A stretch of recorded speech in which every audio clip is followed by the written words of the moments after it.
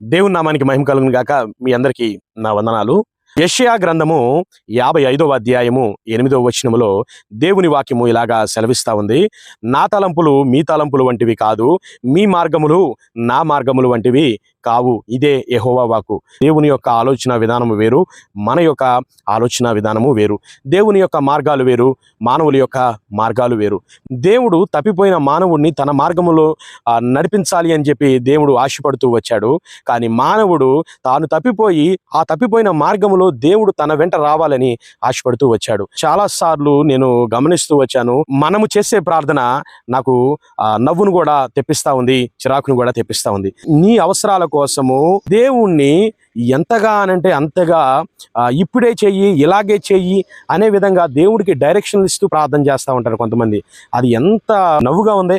సర్వ సృష్టిని సృజించిన సృష్టికర్త, నిన్ను నన్ను సృజించిన సృష్టికర్త నువ్వు చెప్పినట్టు పనిచేస్తాడా? ఆయన చెప్పినట్టు బ్రతకడానికి నువ్వు ఉన్నావా, లేకపోతే నువ్వు చెప్పినట్టు నీకు చేయడానికి ఆయన ఉన్నాడా?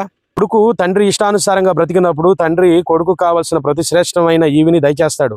స్కూల్లో జాయిన్ చేసే వయసు వచ్చినప్పుడు స్కూల్లో జాయిన్ చేసిన తర్వాత పిల్లవాడు అడగాల, యూనిఫామ్ కొను, బుక్స్ కొను, బ్యాగ్ కొను అని పిల్లవాడు అడగాల. తండ్రికి తెలియదా?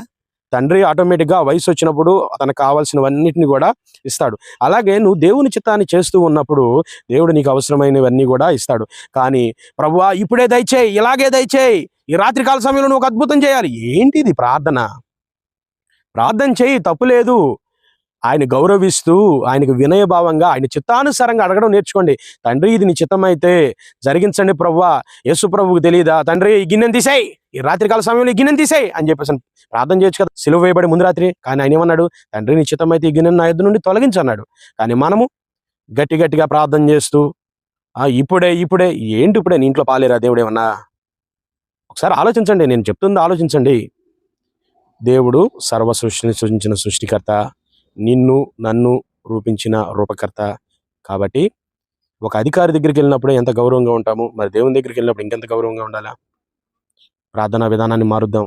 మన ఆలోచనలు వేరు, దేవుని ఆలోచనలు వేరు. మనం ఎప్పుడైతే దేవుని ఆలోచన విధానంలోనికి వెళతామో అప్పుడు మన జీవితాలు సమృద్ధిగా ఉంటాయి, సంతోషంగా ఉంటాయి, అనేక మందికి దీవెనకరంగా ఉంటాయి.